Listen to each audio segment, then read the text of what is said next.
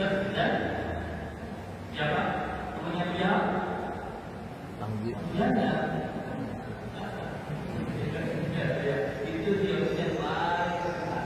Ya maka hati-hati hari ini dengan propaganda mereka. Tetap fokus kita satu, kita bebas dari Palestina dengan cara yang kita bisa berkontribusi semampu kita.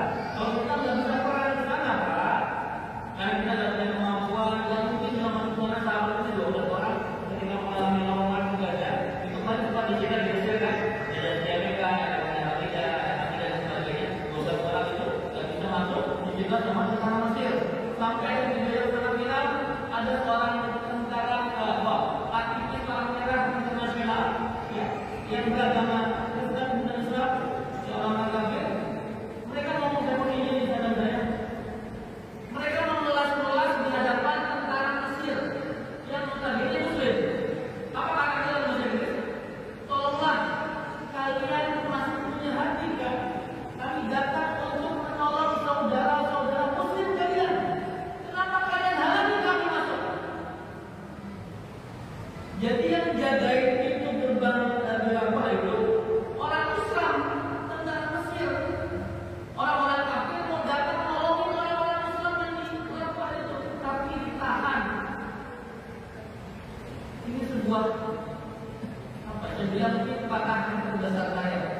Kita lihat ada orang kafir mau nolongin orang Muslim, tapi nggak boleh sama tentara Muslim. Tentunya atas perintah atasannya. Ya, siapa atasannya? Sisi. Siapa bosnya Sisi? Donald Trump. Itu peta geopolitik yang terjadi hari ini. Maka ketika kemarin Iran menyerang Israel, ya menurut saya sih sekedar lucu-lucuan saja. Tidak akan sampai hancur. Karena Iran pun menyerang Israel itu pasti punya kepentingan. Bukan kepentingan nolongnya Palestina, Pak. Yang paling bisa nolong Palestina itu cuma satu, Pak. Siapa? Mesir. Itu. Tapi sayangnya Mesir hari ini ketika Mursi sudah dikudeta oleh ABD, masih menjadi bonekanya. Baik, kembali ke kita. Oh, suara saya tidak jelas. Ini ada internal. Harusnya aku kira yang ternyata tidak ada. Harus menunjukkan apa ada peran begitu. Ya, tidak ada. Jadi aku ada yang masuk begitu.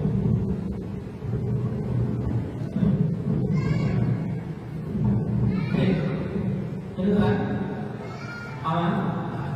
Berarti saya mau tanya yang semua. Yang ada. Tadi bilang baik. Tadi pertama, kenapa kita harus hijrah? Karena kematian datang kapan saja. Bapak Ibu sekalian, ini selalu tinggi ya, Ekonya.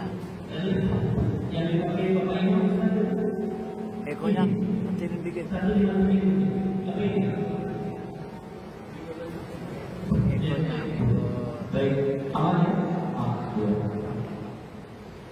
Terus sekalian, karena kematian datang kapan saja, dan mungkin salah satu di antara kita hari ini sedang menjadi targetnya Israel, Pak. Mungkin dari kalau Bapak Ibu meninggal malam hari ini, sedang ngaji meninggal mungkin nggak? Jemaah pengajian bisa meninggal nggak di sini? Bisa. Kalau yang jarang biasanya Pak ya. Ada juga. Ada juga ya. Semua orang punya kemungkinan untuk meninggal dunia. Pertanyaan saya Bu, Israel kalau datang menjemput kita, itu masih kabar nggak? Ngirim WhatsApp gitu?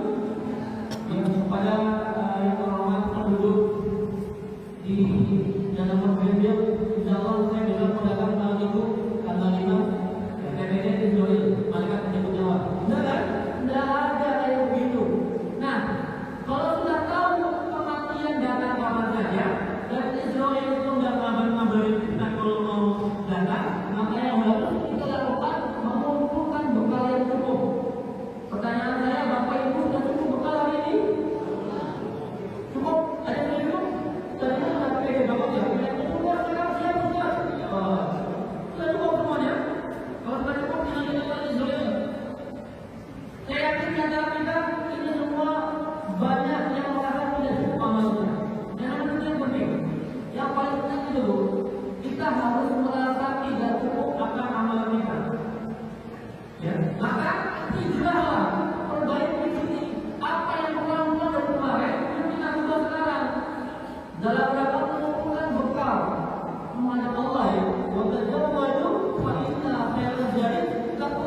Allah, maka berbekalah dengan sebaik-baik bekal adalah takwa.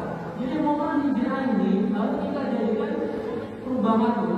Apa yang harus kita ubah yang pertama? Jelas tauhid, kuatkan tauhid. Hari ini kita banyak tauhidnya goyang gitu. Ya, ibu saya mau tanya, ibu saya sama bapak kan? Saya sama bapak kan? Saya sama bapaknya apa sama uangnya?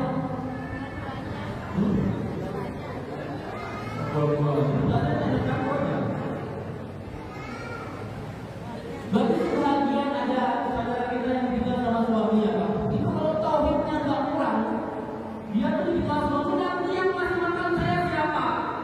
Nanti yang bayar SPP anak siapa? Dan sebagainya. Saya mau tanya Bu, ada nggak perempuan istri yang ditinggal suaminya, terus dia nggak bisa makan? Nggak ada. Semuanya itu masih bisa bertahan. Artinya yang memberi makan itu bukan suami ibu, tapi Allah lewat perantara suami. Maka yang harus kita perbaiki hari ini adalah tauhid. Ustaz,